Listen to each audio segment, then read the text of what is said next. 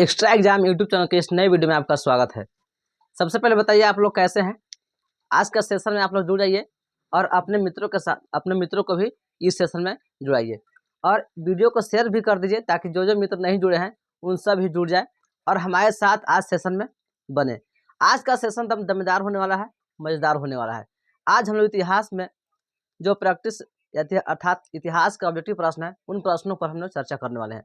Bihar board class 10वां का इतिहास जिसमें पहला चैप्टर पढ़ना है यूरोप में राष्ट्रवाद, और यही यूरोप में राष्ट्रवाद का जो पहला चैप्टर है उससे से जितना भी ऑब्जेक्टिव प्रश्न होंगे, इंपॉर्टेंट ऑब्जेक्टिव प्रश्न जो आपके बिहार बोर्ड में पहले किसी न किसी वर्ष पूछे गए हैं या पूछे जाने की संभावनाएं हैं, उन सब प्रश्नों के हम आज विस्तार से चर्चा करने वाले हैं और पूरे प्रश्नों का विश्लेषण और दमदार तरीकों से करेंगे। तो चलिए प्रश्न की ओर बढ़ते हैं। प्रश्न क्या है? आज का पहला प्रश्न है आपके सामने रहा बोर्ड पर। प्रश्न पढ़िए। प्रश्न क्या करा से? प्रश्न करा इटली तथा जर्मनी करा है। इटली तथा जर्मनी वर्तमान में किस महादेश के अंतर्गत आते हैं? वर्तमान की बात कर रहा है कि इटली और जर्मनी वर्तमान में किस महादेश के अंतर्गत आते हैं। तो आपका ऑप्शन है उत्तरी अमेरिका, दक्षिणी अमेरिका, यूरोप, पश्चिमी एशिया। तो आपको पता होगा कुल 7 महादेश हैं। 7 महादेश में सबसे बड़ा एशिया, अफ्रीका, उत्तरी अमेरिका, दक्षिणी अमेरिका, अंटार्कटिका, यूरोप, ऑस्ट्रेलिया है। और उसमें से यूरोप के बारे में पूछा गया है।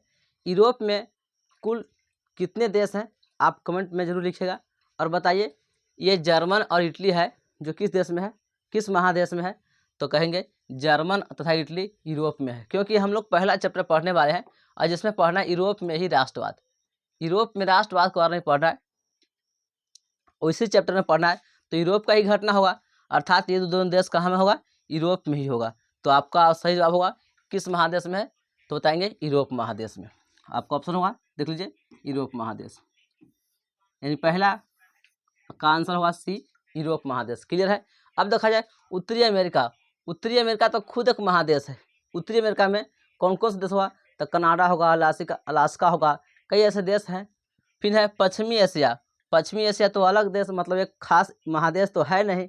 पश्चिमी एशिया के महादेश की बात की जाए, हाँ दक्षिणी अमेरिका है। दक्षिणी अमेरिका में है Guyana, French Guiana, Suriname, Uruguay, Paraguay, Bolivia, Chile, Argentina, ये सब इसी का देश है, दक्षिण अमेरिका का देश है। तो आपका सही जवाब होगा सी। क्लियर है? अब अगला प्रश्न की ओर बढ़ते हैं। देखिए आज का दूसरा प्रश्न क्या है। ये तो छोटा प्रश्न था क्योंकि ये तो पहले पूछ लिया गया कि आपकी जानकारी है कि नहीं कि यूरोप महादेश में कौन देश हैं, किन के बारे में हम लोग पढ़ने वाले हैं, उतना जानकारी नॉर्मल है या नहीं, ऐसा प्रश्न इसमें दिया गया था। अब दमदार तो यहाँ से होने वाला है। इस प्रश्न को देखिए। प्रश्न में क्या पूछा जा रहा है कि फ्रांस में किस शासन वंश की पुनः स्थापना वियना कांग्रेस के द्वारा हुई थी? अर्थात वियना कांग्रेस के द्वारा फ्रांस में किस शासन की स्थापना हुई थी? ऑप्शन ए है आपका हैब्सबर्ग, बी है अर्लिया वंश, सी बुर्बो वंश, डी जारशाही वंश। तो हम बता दें कि अगर फ्रांस की बात कहें तो 1815 ईस्वी में ऑस्ट्रिया के राजा मेटरनिख ने वियना में एक वियना सम्मेलन बनाया था और इस वियना सम्मेलन में नेपोलियन के द्वारा बनाए गए सही व्यवस्था को रद्द कर दिया और रद्द करने के बाद से फिर से फ्रांस में बुर्बो वंश का शासन शुरुआत कर दिया। मतलब फ्रांस में कहेंगे कि किस वंश का शासन हुआ था, तो बोलेंगे बुर्बो वंश का शासन हुआ था। इसका फिर से स्थापना हुआ था। किसकी समाप्ति हुई थी? तो जो नेपोलियन बोनापार्ट था, नेपोलियन बोनापार्ट के द्वारा जो बनाया गया था सही व्यवस्था को रद्द कर दिया और रद्द करने के बाद से अपना फिर से पहले का जो वंश था फ्रांस में चल रहा था बुर्बो वंश, इस वंश की स्थापना कर दिया। अब देखिए बताते हैं इसमें कि अगर नेपोलियन बोनापार्ट के बारे में कहा जाए तो नेपोलियन बोनापार्ट फ्रांस का सम्राट, फ्रांस का राजा, तो उसके महानायक भी कह सकते हैं, क्योंकि उन्होंने यूरोप में सबसे ज़्यादा मतलब यूरोप में एकीकरण की भावना को जगाने का काम किया है, तो नेपोलियन बोनापार्ट ने किया था। लेकिन दुखद घटना ये हुआ उसके साथ कि 1815 ईस्वी में ऑस्ट्रिया के राजा मेटरनिख ने पूरा जितना भी उसके नेपोलियन बोनापार्ट के जितना भी विरोधी था सबको एकत्रित किया और एक करके नेपोलियन पर आक्रमण किया था, जिसके कारण से नेपोलियन बोनापार्ट हार गया था। और हारने के बाद से 1815 ईस्वी ने सब मिल करके बैठक किया और बैठक करने के बाद से कहा सबको बांट दिया गया। इटली के अलग दे दिया, जर्मन के अलग दे दिया, अलग अलग देशों में दे दिया और फ्रांस में बुर्बो वंश का स्थापना कर दिया। देखिए जारशाही वंश कहाँ था? तो जारशाही वंश रूस में था। रूस में जार निकोलस द्वितीय का शासन था उसको जारशाही कहते हैं। जार का अर्थ ही होता है, जार का अर्थ होता है रूस का सम्राट, रूस का राजा, जार का अर्थ होता है। फिर करें आर्लिया वंश, ये है आर्लियंस वंश। आर्लियंस वंश तो 1830 की क्रांति के बाद हुआ था। 1830 क्रांति के बाद से बुरो वंश का स्थापना, मतलब बुरो वंश समाप्त हुआ था। इस वंश का स्थान पर एक नया वंश आर्लियंस वंश, ये आर्लिया वंश नहीं आर्लियंस वंश की स्थापना हुई थी। अगर पूछा जाए हैब्सबर्ग थे तो बोलेंगे ऑस्ट्रिया में हैब्सबर्ग था। हैब्सबर्ग कहाँ के था? ऑस्ट्रिया के हैब्सबर्ग, ऑस्ट्रिया का। ये आर्लिया वंश का हुआ था 1830 की क्रांति के बाद, 1830 की क्रांति के बाद, 1830 की क्रांति के बाद लिख देते हैं यहाँ से, क्रांति के बाद। ये सब नोट करते रहिएगा क्योंकि बहुत ही इंपॉर्टेंट है। ये बुरो वंश कहाँ था? ये फ्रांस में हुआ था 1815 ईस्वी में, फ्रांस में, फ्रांस में। ये जारशाही कहाँ था? रूस में था। क्लियर है? कैसा लग रहा है सेशन? सभी ऑप्शन के बारे में आप लोग जानकारी हासिल कर रहे हैं, साथ साथ नोट भी कर लीजिएगा ताकि आप अगला जो प्रश्न आएगा इन सबसे तो आप मुट्ठी में उसको कर लीजिएगा। चलिए अगला प्रश्न की ओर बढ़ते हैं। देखिए अगला प्रश्न क्या है, आज का तीसरा प्रश्न हुआ। तीसरा प्रश्न पहले आप पढ़िए, इसको पढ़ने के बाद से दिमाग में कहानी आपको आना चाहिए क्योंकि इतिहास है, इतिहास में आपको कहानी याद नहीं होगा तो डेट याद नहीं होगा, क्योंकि डेट याद करना बहुत मुश्किल होता है। तो कहानी पर ही पूरा फिट होता है। जब तक कहानी याद नहीं रहेगा तो उसका नाम डेट ये सब नहीं बन पाएगा आपसे। तो प्रश्न पढ़िए, प्रश्न कराए, मेजनी का संबंध किस संगठन से था? जो मेजनी था, मेजनी का संबंध किस संगठन से था? तो हम मेजनी के बारे में कुछ जानकारी बता दें कि अगर इटली के बारे में देखा जाए, इटली कि इटली में सबसे पहले एकीकरण का सोच रखा था मेजनी ने ही। इटली के एकीकरण का सोच सबसे पहले मेजनी ने ही रखा था। उन्होंने इटली के एकीकरण के लिए कई प्रयास किया लेकिन उनके द्वारा किया गया प्रयास करा था असफल रहा था। तो इसमें कहा कि मेजनी किस संगठन से? तो मेजनी गुप्त संगठन एक कार्बोनारी से क्या था? सदस्य था। गुप्त संगठन कार्बोनारी का सदस्य था। अगर देखा जाए ये लाल सेना के बारे में, लाल सेना किसने किया था स्थापना? तो लाल सेना से बहुत प्रश्न आते हैं, ध्यान दीजिएगा। यहाँ नहीं, आपको 10वां से ऊपर भी पूछे जा सकते हैं। लाल सेना का स्थापना किया था ट्राटस्की ने, ट्राटस्की ने, जो रूस के शासक था, ट्राटस्की, लाल सेना किया था। अगर पूछा जाए लाल कुर्ती का स्थापना किसने किया था? लाल कुर्ती, एकदम थोड़ा सा नाम में चेंजिंग है। लाल कुर्ती के बारे में पूछा जाए तो क्या था इसका? गैरीबाल्डी ने। जैसे क्या था?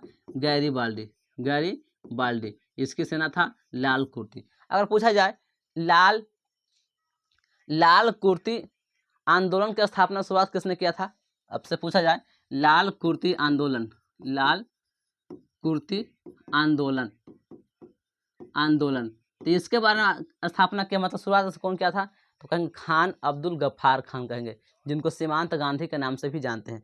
तो देखिए लाल जो सेना, लाल कुर्ती आंदोलन, ये सब प्रश्न इंपॉर्टेंट हो जाते हैं। अब ऑप्शन के दृष्टिकोण से बदल जाते हैं, इसका आंसर थोड़ा सा चेंजिंग होगा, आंसर बदल जाएगा। कहेगा लाल कुर्ती सेना का गठन किसने किया? तो कहेंगे गैरीबाल्डी। लाल सेना का किसने किया था? तो ट्राटस्की। फिर पूछेगा लाल कुर्ती आंदोलन किसने किया था? तो बताएंगे खान अब्दुल गफ्फार खान किया था। क्लियर है? अगला प्रश्न कर बढ़ते हैं। तो थोड़ा सा इसको देख लीजिए, ये डायट क्या है? तो जर्मन के जो संसद भवन होता है उस संसद भवन को डायट कहते हैं। जर्मन का, जैसे हम भारत में संसद है तो संसद हम लोग कहते हैं जहाँ पे हमारे विधायक मंत्री लोग बैठ करके अपना विधेयक पास करते हैं, बनाते हैं, कानून बनाते हैं, तो सांसद हम लोग कहते हैं। लेकिन ये संसद भवन कहते हैं, वहाँ के संसद भवन को हम लोग कहते हैं डायट। क्या बोलते हैं? डायट बोलते हैं। क्लियर है? अगला प्रश्न की ओर बढ़ते हैं। देखिए अगला प्रश्न क्या करा है, प्रश्न दमदार है और सबका ऑप्शन भी दमदार है। यदि आप सभी ऑप्शन पर फोकस करते हैं तो आपको बिल्कुल एक भी प्रश्न छूटने वाला नहीं है। इन्हीं सब प्रश्नों से प्रश्न पूछे जाते हैं, बना कर पूछे जाते हैं, क्योंकि पूरा कवर किया गया इसमें, एनसीईआरटी पैटर्न को पूरा कवर किया गया है। देखिए प्रश्न क्या कराए, इटली एवं जर्मनी के एकीकरण के विरुद्ध निम्न में कौन था? इटली एवं एकीकरण के विरुद्ध में कौन था? और कि इटली और जर्मन जब एकीकरण हो रहा था तो उसमें सबसे बड़ी बाधा कौन था, विरुद्ध कौन था दोनों में? तो देखिए ऑप्शन ए है इंग्लैंड, बी है रूस, सी है ऑस्ट्रिया, डी है प्रूसिया। तो अगर देखा जाए तो इटली और जर्मनी का दोनों संयुक्त रूप से तो ये था ऑस्ट्रिया। कौन था? ऑस्ट्रिया, क्योंकि ऑस्ट्रिया का राजा ही मेटरनिक था और मेटरनिक चाहता था कि अपने पड़ोसी को मजबूत होने नहीं दे। अपने पड़ोसी को मजबूत हो देगा, कोई भी देश अपने पड़ोसी को मजबूत होने नहीं देना चाहता है। पड़ोसी को मजबूत हो जाएगा इसका मतलब पड़ोसी से उसको डर लगता है हमेशा, तो पड़ोसी को बांट कर रखा था, कई मतलब टुकड़े टुकड़े में बांट कर रखा। और जब टुकड़े टुकड़े में बांट कर रखा, जब एकीकरण की बात हुआ तो सोचेगा कि एकीकरण उसमें हो, ये चाहेगा एकीकरण हो, नहीं एकीकरण होने के लिए चाहेगा। ये चाहेगा हमेशा कि जब पहले से अलग अलग भागों में बटा हुआ है, कई टुकड़ों में बटा हुआ है, वैसा ही टुकड़े में रहे ताकि हमारा फायदा होता रहे। तो इसलिए कहेंगे इसमें कि सबसे विरोध में कौन था, ये ऑस्ट्रिया था।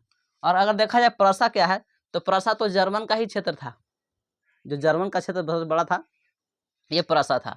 उस समय इंग्लैंड तो अलग देश है, रूस अलग देश है, तो ये सब का थोड़ा सा प्रभाव, मतलब इसके लिए क्यों सोचेगा, ये सबसे बड़ा कारण था ये ऑस्ट्रिया था, जो चाहता था कि हमारा पड़ोसी कमज़ोर रहे, हमसे कमज़ोर रहे, हर कोई ये चाहता है। तो क्लियर है। अगला प्रश्न की ओर बढ़ते हैं। देखिए अगला प्रश्न क्या करा है, प्रश्न करा है काउंट काबूर को विक्टर इमैनुअल ने किस पद पर नियुक्ति किया था। मतलब काउंट काबूर को विक्टर इमैनुअल ने किस पद पर नियुक्ति किया था, ये प्रश्न पूछा रहा है। तो अब पहले घटना सुनिए या सोचिए कि काउंट काबूर और विक्टर इमैनुअल ये सब कहाँ से, किस घटना से संबंधित है, तब ना आपको दिमाग में वो कहानी जाएगी, रोचक कहानी, और कहानी के माध्यम से आप इसको बना सकते हैं। यदि आप रट के याद करेंगे तो ठीक है, कोई दिक्कत नहीं, लेकिन जब कहानी से याद करिएगा तो पूरा क्वेश्चन आपको दिमाग में बनेगा, एक भी प्रश्न छूटेगा नहीं। देखिए कह रहा है काउंट काबूर है ना, विक्टर इमैनुअल ये कहाँ का था, विक्टर इमैनुअल ने काउंट काबूर को अपना प्रधानमंत्री बनाया था और प्रधानमंत्री के पद पर इसको रखा था। अभी आप बताइएगा कमेंट बॉक्स में कि काउंट काबूर और विक्टर इमैनुअल किसके एकीकरण के लिए था, जर्मन के एकीकरण कि इटली के एकीकरण, जर्मन के एकीकरण के लिए था कि इटली के एकीकरण के लिए था।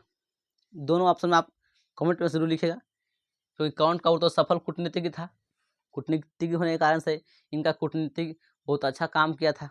तो यहाँ आपका ऑप्शन होगा प्रधानमंत्री के रूप में चुना था, यानी काउंट काबूर, विक्टर इमैनुअल ने काउंट काबूर को अपना प्रधानमंत्री के पद पर चुना था। सेनापति नहीं, फ्रांस राजदूत नहीं, गृह मंत्री नहीं, आपका ऑप्शन होगा सी। क्लियर है। जो प्रश्न पूछे उसका आंसर दीजिएगा, जरूर दीजिएगा। अगला प्रश्न देखिए, प्रश्न क्या कर रहा है, गैरीबाल्डी पेशे से क्या था। देखिए गैरीबाल्डी के बारे में बताया जाए कि गैरीबाल्डी पेशे से क्या था। तो गैरीबाल्डी पेशे से एक नाविक था। एक प्रश्न कई बार पूछा जा चुका है, गैरीबाल्डी पेशे से एक नाविक था। उन्होंने दक्षिणी इटली, मतलब इटली के दक्षिणी भाग सिसिली और नेपल्स से बुर्बो वंश का अधिकार समाप्त कराया था और उसको इटली में मिला दिया था, और कहा कि हम राजा नहीं बनना चाहते हैं, वो इसको इटली ने मिला दिया। मतलब इसका त्याग, इटली के एकीकरण में सबसे बड़ा त्यागी कौन था, तो कहेंगे यही गैरीबाल्डी था, सबसे बड़ा त्यागी। अगर ये चाहता कि हम राजा बन जाए तो राजा ही बन जाता, क्योंकि इनके पास सेना भी था और इन्होंने दक्षिणी इटली से अपना प्रभाव भी जमा रखा था दक्षिणी इटली पर, क्योंकि वहाँ से बुर्बो वंश का अधिकार समाप्त कराया था। इसी के सेना का नाम था लाल कुर्ती, गैरीबाल्डी के ही सेना का नाम था लाल कुर्ती। लाल कुर्ती इसकी मौजूद सेना थी। अब तो आपका ऑप्शन क्लियर है, प्रश्न क्या था, ऑप्शन नाविक, यानी गैरीबाल्डी पेशे से क्या था, एक नाविक था। क्लियर है। अगला प्रश्न की ओर बढ़ते हैं। देखिए प्रश्न क्या कहता है, प्रश्न है जर्मन राइन राज्य का निर्माण किसने किया था। देखिए जर्मन राइन राज्य का निर्माण किसने किया, जर्मन राइन राज्य। देखिए अगर देखा जाए तो प्राचीन में, मतलब प्रारंभ में जर्मन 300 छोटे छोटे क्षेत्रों में विभक्त था, 300 छोटा छोटा क्षेत्र में था। जर्मन, जिसमें जर्मन अस्तित्व में नहीं था, तो 300 छोटे छोटे क्षेत्र में विभक्त था। लेकिन इसको नेपोलियन बोनापार्ट ने केवल एकीकरण किया, एकीकरण करके 29 राज्य में इसको बना दिया। इसी को कहा गया जर्मन राइन राज्य। मतलब सोचे कि जर्मन राइन राज्य का निर्माण किसने किया, तो नेपोलियन बोनापार्ट ने किया। किसने किया, नेपोलियन बोनापार्ट ने। नेपोलियन बोनापार्ट का मकसद यही था कि छोटे छोटे क्षेत्रों को जीत करके एक करना है, एक बड़ा देश बनाना है, और राष्ट्रवाद की भावना इन्होंने जगाया। तो इसका ऑप्शन कौन होगा बताइए, नेपोलियन बोनापार्ट। लुई ठर्मा तो फ्रांस का था, वो इसका मतलब कार्य जर्मन से। नेपोलियन द्वितीय तो बाद में था। बिस्मार्क बताइए, बिस्मार्क कहाँ का था, बिस्मार्क को चांसलर किसने बनाया था बताइए। आगे प्रश्न आने वाला है, इस पर चर्चा किया जाएगा। अगला प्रश्न की ओर बढ़ते हैं। सेशन को लाइक और शेयर जरूर करते रहिएगा, अपने मित्रों तक भेजते रहिए, ताकि हमारा जो उद्देश्य की आपूर्ति हो, आपका भी तैयारी होता रहे। चलिए अगला प्रश्न देखते हैं। प्रश्न क्या कर रहा है, प्रश्न है जाल बेरिन कैसी संस्था थी। जी हाँ, जाल बेरिन के बारे में आपको पता होगा शायद, तो बताइए कि जाल बेरिन कैसी संस्था थी। जाल बेरिन, ऐसा मत समझे कि जाल से संबंधित कोई ऑप्शन होगा, नहीं। पहला ऑप्शन है क्रांतिकारियों की, बी व्यापारियों की, सी विद्वानों की, डी पादरी एवं समांतों की। देखिए मजेदार प्रश्न है, और ये प्रश्न में उलझन आता, जब तक कहानी आपको याद नहीं रहेगा तो याद, मतलब ये ऑप्शन आपको पकड़ में नहीं आ पाएगा। तो जाल बेरिन के बारे में बता दें कि जाल बेरिन एक व्यापारियों की संस्था थी, और जर्मन एकीकरण में की बात किया जाए कि जर्मन एकीकरण में सबसे पहले आर्थिक एकीकरण हुआ था, क्योंकि जाल बेरिन व्यापारी था, वो चाहता था कि पूरे जर्मन में एक तरह का मुद्रा का प्रचलन हो, ताकि हम लोगों के मुद्रा लेन देन में प्रचलन में परेशानी न हो। और इन्होंने सभी जर्मन के क्षेत्र था, उस सही क्षेत्र से चाहता था यही कि हम एकीकरण करें, आर्थिक रूप से इसका एकीकरण किया गया। इसका सोच था कि सब जर्मन के जितना सभी क्षेत्र है उस सभी में एक प्रकार के मुद्रा चले, क्योंकि जर्मन का कई क्षेत्र था और सभी क्षेत्रों में अपना अपना मुद्रा चलाते थे लोग कि हमारे यहाँ ये मुद्रा है, हमारे यहाँ ये मुद्रा है। आई व्यापारी के संस्था को सबसे बड़ी परेशानी होता था व्यापार करने में कि वहाँ किस मुद्रा से, वहाँ किस मुद्रा से। चाहता था कि पूरे जर्मन में ही तो है, एक देश ही तो है, तो एक मुद्रा क्यों नहीं हुआ। तो ये आ क्या समझ में कि जाल बेरिन कैसी संस्था थी, व्यापारियों की संस्था थी। किस संस्था थी, व्यापारियों के। और ये किया उन्होंने, पूरा सिक्का को मतलब पूरा मुद्रा एक रूप में आया, मतलब एक सभी मुद्रा को एक अवस्था में लाया गया, एक देश और एक मुद्रा के लाया गया। इसलिए कहा जाता है कि जर्मन का एकीकरण होने से पहले, मतलब राजनीतिक एकीकरण से पहले आर्थिक एकीकरण हुआ था। जर्मन में राजनीतिक एकीकरण से पहले आर्थिक एकीकरण हुआ था। ऐसा मत नहीं कि सोचेगा कि पहले राजनीतिक एकीकरण हुआ था। हम लोग को 10वां में भले पढ़ना है राजनीतिक एकीकरण हुआ था, लेकिन सबसे पहले आर्थिक एकीकरण हुआ था। क्लियर है। अगला प्रश्न की ओर बढ़ते हैं। देखो पादरी और संबंध के साथ, पादरी के बारे में तो फ्रांस में पढ़े के होंगे। अगला प्रश्न पढ़ते हैं, अगला प्रश्न की ओर बढ़ते हैं। देखिए प्रश्न क्या है, रक्त एवं लौह की नीति का अवलंबन किसने किया। देखिए बहुत मतलब क्वेश्चन के बाद कहा जाए कि क्वेश्चन का लेवल तो कई बार पूछा गया क्वेश्चन, नहीं तो सभी के जुबान पर क्वेश्चन रहने वाला प्रश्न है। मतलब प्रश्न रहता है कहा कि रक्त एवं लौह की नीति, रक्त एवं लौह की नीति, रक्त एवं लौह की नीति का अवलंबन किसने किया था। ऑप्शन ए है मेजनी, बी हिटलर, सी बिस्मार्क, डी विलियम प्रथम। ऑप्शन बताइए। देखिए अगर रक्त एवं लौह की नीति के बारे में बताया जाए तो ये बिस्मार्क ने जर्मन एकीकरण के लिए अपना रक्त एवं लौह की नीति लागू किया था, और बिस्मार्क को विलियम प्रथम ने अपना चांसलर बनाया था, चांसलर बनाया। और चांसलर बनाने के बाद से बिस्मार्क सोचा कि हम जर्मन का एकीकरण करें, और एकीकरण करने के लिए उन्होंने रक्त एवं लौह की नीति अपनाया। रक्त एवं लौह की नीति मतलब कोई किसी से समझौता नहीं होगा, सीधे रक्त प्रवाह होगा लोहा की सहायता से। क्लियर है। ये होगा आपका ऑप्शन सी बिस्मार्क। मेजनी बताइए कहाँ के था। हिटलर तो ये पढ़े होंगे जर्मन के था, पहले था जर्मनी में, नाजीवाद का संस्थापक किया था। और ये हिटलर का ही कहा नाम था कि जिंदा रहना है तो लड़ना पड़ेगा। हिटलर का ही माना था, क्योंकि हिटलर का चाहता था कि पूरे विश्व में हमारा कब्जा रहेगा, पूरे विश्व में हिटलर का प्रभाव रहेगा, हिटलर का माना था। मेजनी कहाँ का था बताइए। मेजनी किसके करण में मेजनी आया था, इटली के करण की जर्मन के करण में। आप ऑप्शन जरूर बताइएगा, दो ऑप्शन है आपके पास, इटली की जर्मन। अगला प्रश्न की ओर हम बढ़ते हैं। प्रश्न क्या करा है, प्रश्न क्या है, फ्रैंकफर्ट की संधि कब हुई। फ्रैंकफर्ट की संधि कब हुई। यह प्रश्न मानो एक प्रश्न नहीं है, इसमें कई प्रश्न है। अगर पूरी चर्चा करें ऑप्शन के बारे में तो हम पूरा जर्मन एकीकरण की चर्चा हो जाएगा इसी चारों से, मतलब चारों ऑप्शन से ही पूरा जर्मन की कहानी इसमें फिट हो जाएगा। ये फ्रैंकफर्ट की संधि को खाली पूछा गया, क्योंकि फ्रैंकफर्ट की संधि कब हुई। फ्रैंकफर्ट की संधि 1871 ईस्वी में हुआ था। इस संधि के तहत एक यूरोपीय शक्ति का अंत और दूसरी यूरोपीय शक्ति का उदय हुआ था। एक यूरोपीय शक्ति का अंत और दूसरे यूरोपीय शक्ति का उदय, मतलब इस संधि के तहत जो जर्मन था यूरोप की राजनीति में पहला पैर रखने जा रहा था कि अब सबसे पावरफुल बनने वाला कौन था, तो जर्मन। इसलिए इसमें कहा भी जाता था कि एक यूरोपीय शक्ति का अंत तथा दूसरे यूरोपीय शक्ति का उदय किस संधि के तहत हुआ था, तो 1871 ईस्वी में फ्रैंकफर्ट की संधि के तहत हुआ था। आइए थोड़ा सा कहानी पर चर्चा करते हैं। देखिए कहानी क्या होता है, जर्मन छोटे छोटे क्षेत्रों में विभक्त था, इसका एकीकरण करना कठिन काम था, जिसको सबसे पहले नेपोलियन बोनापार्ट ने छोटे छोटे क्षेत्रों को जीत करके एक बड़ा क्षेत्र का निर्माण किया। इसके बाद से नेपोलियन बोनापार्ट तो हार गया था, और हारने के बाद से मेटरनिख आ गया था। मेटरनिख ने फिर से कई क्षेत्रों में इसको प्रभाव कई देशों को दे दिया, जैसे जर्मन में प्रभाव था किसका, ऑस्ट्रिया का था प्रभाव, किसका था, ऑस्ट्रिया का था, फ्रांस का था। ऑस्ट्रिया और फ्रांस ये दो का प्रभाव ज़्यादा था। सबसे ज़्यादा प्रभाव की बात करें तो फ्रांस का था, फिर किसका था, ऑस्ट्रिया का था। क्लियर है। अब 1864 ईस्वी में क्या होता है, एक घटना होता है जिसमें प्रसा, जिसको हम जर्मन की बात बोल रहे हैं क्योंकि जर्मन का सबसे बड़ा क्षेत्र ही था, प्रसा था। प्रसा और ऑस्ट्रिया मिल करके डेनमार्क से युद्ध किया था, क्योंकि डेनमार्क भी कब्जा करके रखा था किसके यहाँ, इसके यहाँ, यानी कहेंगे जर्मन के यहाँ। तो 1864 ईस्वी में प्रसा और ऑस्ट्रिया, मतलब ऑस्ट्रिया और प्रसा दोनों ने मिल करके, ऑस्ट्रिया प्लस प्रसा दोनों ने मिल करके डेनमार्क को हराया था, डेनमार्क को, ताकि डेनमार्क हट जाएगा तो ऑस्ट्रिया और प्रसा बचेगा, और फिर साथ साथ इसके साथ साथ फ्रांस बचा। फिर इस जब ऑस्ट्रिया और प्रसा जब मिला था तो ऑस्ट्रिया और प्रसा एक समझौता किया था। ऑस्ट्रिया नहीं कह रहे, ऑस्ट्रिया, प्रसा और ऑस्ट्रिया, ऑस्ट्रिया तो अलग देश है, प्रसा जो प्रसा ही है तो जर्मन का है। ये प्रसा और ऑस्ट्रिया में बात हुई थी कि हम अगर युद्ध जीतते हैं तो डेनमार्क से जीतते हैं तो दो गो क्षेत्र था, एक होल्स्टीन और सेल्सविक, होल्स्टीन और सेल्सविक, होल्स्टीन और सेल्सविक याद रखिए नाम। होल्स्टीन पर ऑस्ट्रिया का अधिकार हो गया और सेल्सविक पर प्रसा का अधिकार हुआ, मतलब जीता तो दोनों ने एक क्षेत्र बांट लिया, दो क्षेत्र पर कब्जा कर था डेनमार्क, और जीत करके दोनों ने एक को बांट लिया, कहा कि होल्स्टीन पर हम रहेंगे, ऑस्ट्रिया कहा, और सेल्सविक पर कहा प्रसा कि हम रहेंगे।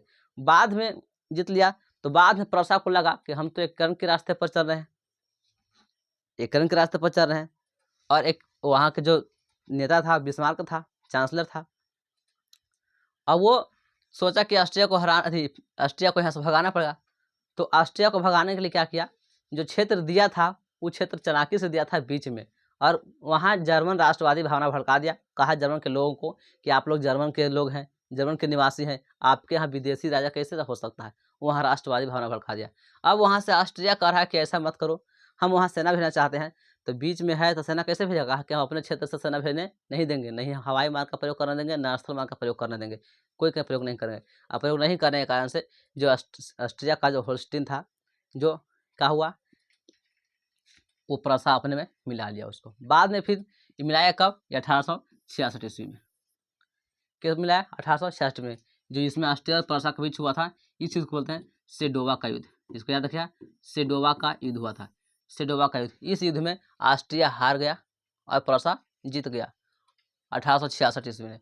और 1867 में एक संधि हुआ, गैस्टिन की संधि। इस संधि के तहत प्रसा ने होल्स्टीन को अपने ने मिला लिया, सेल्सविक और होल्स्टीन दोनों प्रसा का हो गया। अब 1870 ईस्वी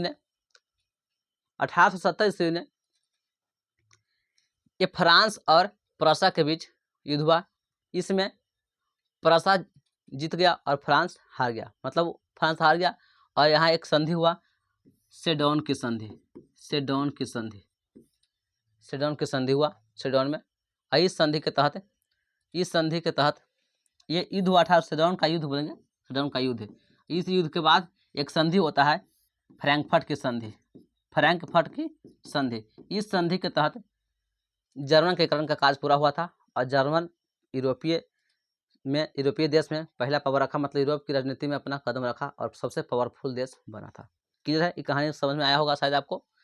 अगर पीडीएफ चाहते हैं तो कमेंट बॉक्स में जरूर लिखिएगा, या तो डिस्क्रिप्शन बॉक्स में जाइए, वहाँ पे आपका लिंक पड़ा हुआ है, इस लिंक पर क्लिक कीजिए, एक एप्लीकेशन खुलेगा, एप्लीकेशन को इंस्टॉल कीजिए अपने फ़ोन में।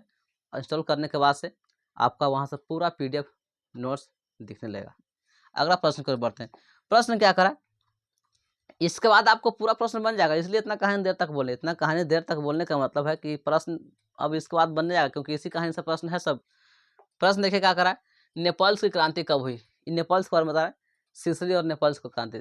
तो सिसिली और नेपल्स की क्रांति 1820 ईस्वी में हुआ था, 1820 ईस्वी में नेपल्स में और सिसिली, जो इटली का दक्षिणी भाग है, वहाँ जो बुरो वंश के खिलाफ यहाँ पे क्रांति हो रही थी, तो इसे कहा गया नेपल्स की क्रांति, ये 1820 ईस्वी में, याद रखिएगा इसको। अब 12वां प्रश्न की ओर बढ़ते हैं। अगला प्रश्न, थोड़ा सा टाइम को देखते हुए अगला प्रश्न की ओर बढ़ते हैं। प्रश्न क्या करा, चार्टिस्ट आंदोलन कहाँ हुआ था, चार्टिस्ट, देखिए चार्टिस्ट आंदोलन कहाँ हुआ था। तो चार्टिस्ट आंदोलन के बारे में कहा जाए तो इंग्लैंड में, थोड़ा सा क्वेश्चन स्किप कर गया, पीछे लाते हैं इसको, थोड़ा सा डिस्टर्ब हो रहा है कहीं से। चलिए आगे प्रश्न क्या था, चार्टिस्ट आंदोलन फ्रांस में तो नहीं, ऑस्ट्रिया में नहीं, इंग्लैंड में हुआ था चार्टिस्ट आंदोलन। देखिए चार्टिस्ट आंदोलन में देखिए दो बात है, एक बाड़े बंदी आंदोलन, एक चार्टिस्ट आंदोलन। अगर ये दोनों की बात कहा जाए, एक गौरवपूर्ण क्रांति 1866 में, ये सब इंग्लैंड का है। गौरवपूर्ण क्रांति, चार्टिस्ट आंदोलन, बाड़े बंदी आंदोलन, चार्टिस्ट आंदोलन, बाड़े बंदी आंदोलन और गौरवपूर्ण क्रांति, ये सब इंग्लैंड की क्रांति में है, इंग्लैंड से बात रखा हुआ। इंग्लैंड में क्रांति हुआ था 1866 में, वहाँ दो पार्टियाँ बनी थी, द हेग और द टोरी पार्टी, दो पार्टी बना था, क्योंकि वहाँ लोकतंत्र आया था, वहाँ दो पार्टी बना, पहले बिना पार्टी का था, फिर पार्टी बना लिया दोनों, द हेग पार्टी और द टोरी पार्टी। तो आपसे पूछेगा चार्ल्स टनल कहाँ का था? तो इंग्लैंड में हुआ था। क्लियर है? अगला प्रश्न की ओर बढ़ते हैं। देखिए प्रश्न क्या है, इंपॉर्टेंट प्रश्न है। प्रश्न कर यूनान को एक स्वतंत्र राष्ट्र घोषित किया गया। यूनान को एक स्वतंत्र राष्ट्र कब घोषित किया गया? देखिए यूनान की भी कहानी समझते हैं थोड़ा सा यूनान के बारे में। कहानी आप अगर अच्छा से समझ लेते हैं, सुन लेते हैं, तो आपको ऑब्जेक्टिव प्रश्न खुद से बन जाएगा। इसमें देखने की आवश्यकता नहीं पड़ता, खाली थोड़ा सा डेट अपना दिमाग में सेट करना पड़ता है।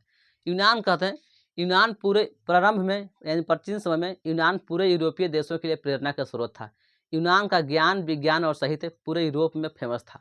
मतलब यूनान के कवि, इंग्लैंड के लेखक, इंग्लैंड के पढ़े लिखे विद्वान पूरे यूरोप में प्रचलित थे। माना जाता था कि यूनान एक शिक्षित देश है, पढ़ा लिखा देश है पूरे यूरोप में। बाद में क्या हुआ कि यूनान पर तुर्की ने कब्जा कर लिया था। यूनान ईसाई देश था, तुर्की मुस्लिम देश था। जब यूनान पर तुर्की ने कब्जा किया तो ईसाई देश को मानने वाले जितने भी देश था, सबको लगेगा कि ऐसा होना ठीक नहीं है, क्योंकि वो अच्छा देश है, लड़ाई लड़ने वाला देश है नहीं, और तुर्की मुस्लिम देश है, कब्जा कर लिया। तो जो भी अगर तुर्की शुरुआत में कब्जा किया तो ईसाई देश वाला जो भी समर्थक था, इंग्लैंड था, फ्रांस और रूस था, तीन वही में था, इंग्लैंड, फ्रांस और रूस। इंग्लैंड और फ्रांस और रूस तीनों ने मिल करके समझौता किया, कहा कि ये ठीक नहीं हो रहा है, किसके ऊपर? यूनान के ऊपर। और एक बैठक किया और तीनों मिल करके किसके साथ? तुर्की के साथ युद्ध किया। और इस युद्ध को ही हम लोग कहते हैं इस युद्ध में एड्रियानोपुल की युद्ध कहते हैं, मतलब संधि कहते हैं। इस संधि के तहत ये संधि हुआ था 1829 ईस्वी में। 1829 ईस्वी में हुआ था। इसमें इंग्लैंड, फ्रांस, फर्स्ट लिखते हैं इंग्लैंड, फ्रांस और रूस तीनों एक साथ मिलकर के यूनान के समर्थन में आए थे। यूनान के समर्थन में आए थे। और तुर्की के समर्थन में केवल मिस्र की सेनाएं थी, तुर्की और मिस्र, क्योंकि ये दोनों मुस्लिम वाला कंट्री है, ये दोनों ईसाई वाला कंट्री है। तो ये दोनों लड़ाई हुआ था 1829 इसमें एक संधि हुआ, एड्रियानोपल की संधि। इस संधि के तहत तुर्की पर यूनान का जो यूनान पर तुर्की का प्रभाव था जो समाप्त हो गया, थोड़ा बहुत प्रभाव हुआ था। और 1832 ईस्वी में यूनान स्वतंत्र हुआ और यहाँ का शासक ऑटो बना। पूछेगा कि जब यूनान स्वतंत्र हुआ तो वहाँ का शासक कौन बना? तो बोलेंगे ऑटो। एक ऑटो टेम्पू हम लोग अपने देश में कहते हैं, लेकिन वहाँ का राजा का नाम था ऑटो। 1832 ईस्वी में वहाँ का शासक बना। पूछेगा यूनान स्वतंत्र कब हुआ? पूर्ण रूप से हुआ 1832 ईस्वी में। और पूछा यूनान को एक स्वतंत्र राष्ट्र घोषित कब किया गया? 1832 ईस्वी में घोषित किया गया। लेकिन अगर यूनान को देखा जाए तो 1829 ईस्वी में ही तुर्की का इस पर से प्रभाव हट गया था, लेकिन नाम मात्र का प्रभाव था। लेकिन 1832 ईस्वी में पूरा क्लियर हुआ और वहाँ का शासक कौन बना? ऑटो बना। क्लियर है? अगला प्रश्न की ओर बढ़ते हैं। प्रश्न, अगर कहानी पूरी तरह से जानकारी चाहते हैं कि अच्छा से पूरा कहानी समझे तो हमारे लॉन्ग वीडियो जरूर देखें। प्लेलिस्ट में जाइए, क्लिक कीजिए और उसमें हिस्ट्री में ओपन कीजिए, आपको दिख जाएगा। प्रश्न क्या करा? कार्बन आइल संगठन किस वर्ष हुआ था? पूछा जा रहा है कार्बन आइल संगठन किस वर्ष स्थापित हुआ था। थोड़ा सा क्वेश्चन में छूट गया है। कार्बन आइल संगठन किस वर्ष हुआ था, मतलब इसकी स्थापना किस वर्ष हुआ था कार्बन आइल। तो कार्बन आइल के बारे में थोड़ा सा जान लें। कार्बन आइल एक गुप्त संगठन था। ऐसे संगठन का सदस्य कौन था? मेजनी था। मेजनी कार्बन आइल एक संगठन था, गुप्त संगठन। यह क्रांतिकारी घटनाओं को अंजाम देता था। जो इटली में क्रांतिकारी घटनाएं होती थी, तो अर्थात इटली के आसपास भी, तो ये सब संगठन कौन काम कर रहा था? एक कार्बन आइल। इसका स्थापना के बारे में पूछा रहा है कि स्थापना कब हुआ था। तो इसका स्थापना हुआ था 1810 ईस्वी में। 1810 ईस्वी में। 1832 में तो यूनान स्वतंत्र हुआ। 1815 ईस्वी में तो अब बोलेंगे 1815 ईस्वी में मेटरनिख ने एक वियना सम्मेलन बनाया था। वियना सम्मेलन या वियना कांग्रेस बुलाया था। 1831 ईस्वी ने यंग इटली पार्टी का स्थापना किया था मेजनी ने। 1831 ईस्वी में मेजनी ने यंग इटली पार्टी का स्थापना किया था। तो सब डेट तो खैर याद होगा आप लोग कभी, तो जो क्लास रेगुलर पढ़े हैं उसको याद होगा। सी आपका ऑप्शन होगा। 1810 ईस्वी में कार्बन आइल संगठन की स्थापना हुआ था। चलते हैं अगला प्रश्न की ओर। अगला प्रश्न देखिए, यह प्रश्न बहुत दमदार होने वाला है। प्रश्न देखिए, इसमें भी बहुत सारा डेट आ गया, बहुत इंपॉर्टेंट डेट इसमें दिया गया है। एड्रियानोपुल की संधि कब हुई? अभी थोड़ा सा पहले घटना में कहानी में बताएं। अब बताइए कि एड्रियानोपुल की संधि कब हुई? एड्रियानोपुल की संधि कब हुई? तो बोलेंगे 1829 ईस्वी में। इसमें यूनान के समर्थन में इंग्लैंड, फ्रांस और रूस आए थे। क्यों? क्योंकि सब ईसाई देश था, यूनान भी ईसाई देश था। और तुर्की के समर्थन में केवल मिस्र की सेना आई थी। तो बेचारा तुर्की और मिस्र दो को लड़ेगा, और यहाँ लड़ेगा यूनान इंग्लैंड, फ्रांस और रूस, चार को देश लड़ेगा तो हार जाएगा। तो हारने के बाद से संधि हुआ था एड्रियानोपुल की संधि। यही संधि हुआ था 1829 ईस्वी में। ठीक है, ये 1830 की क्रांति तो फ्रांस में हुआ था। 1830 की क्रांति, इसी क्रांति के तहत फ्रांस में बुरो वंश का स्थापना, मतलब बुरो वंश खत्म हुआ था और वहाँ एक नया वंश आया था, आर्लियंस वंश। आर्लियंस वंश का स्थापना वहाँ हुआ था। अगला इसे उड़कर 1931 ईस्वी। ये तो 1931 तो डेट ढेर पार हो गया। 1822 यूरोप की घटना, उसमें क्रांति जो चल रहा था 1800 के आसपास आता, 1870 1871 लास्ट घटना हम लोग पढ़ते हैं, ये बाहर है। अगला प्रश्न को देखते हैं। अगला प्रश्न क्या करा है, एड्रियानोपुल की संधि किन दो देशों के बीच हुई। हाँ, अब प्रश्न थोड़ा सा आ गया, क्योंकि प्रश्न हम कहानी में बताए एड्रियानोपुल की संधि की बात चल रहा था। इस संधि में यूनान के समर्थन में आया था इंग्लैंड, फ्रांस और रूस, और तुर्की के समर्थन में आया था क्लेमेंस की सेना। तब संधि किसके बीच हुआ, यूनान की ओर से कौन कौन था, इंग्लैंड, फ्रांस और रूस, और तुर्की की ओर से कौन था, तो तुर्की की ओर से था एक तुर्की और मिस्र। तभी दोनों में से समझौता करने वाला मेन देश था, ये यूनान की ओर से मेन देश था रूस। कौन था, रूस। और एक तुर्की मेन देश लड़ाई लड़ रहा था, तो रूस और तुर्की के बीच समझौता हुआ था, क्योंकि यूनान के पक्ष लेने वाला कौन था, ये तुर्की, ये सॉरी रूस यूनान के फेवर में था, चाहता था कि यूनान में तुर्की का प्रभाव खत्म हो जाए। अगर थोड़ा सा रूस के बारे में बताएं तो रूस में एक शासक था जार अलेक्जेंडर चिपसिलाटी। वो चाहता था कि तुर्की को पहले ही से यूनान से भगाएं, लेकिन मेटरनी के दबाव में आकर के इन्होंने भी कुछ नहीं बोला, और नहीं बोला तुर्की पूरा चढ़ाई कर दिया। अगर चाहता रूस, मतलब अगर चाहता ये रूस शुरुआत में ही कि तुर्की का प्रभाव ना रहे, तो तुर्की शुरुआत जैसे ही एंट्री किया था, कब्जा किया था, उसी समय से ये रूस भगाया था। लेकिन अलेक्जेंडर चिपसिलाटी राजतंत्र को मानने वाला था, वो मेटरनी के दबाव में आ गया, और मेटरनी के दबाव में आकर कुछ नहीं बोला।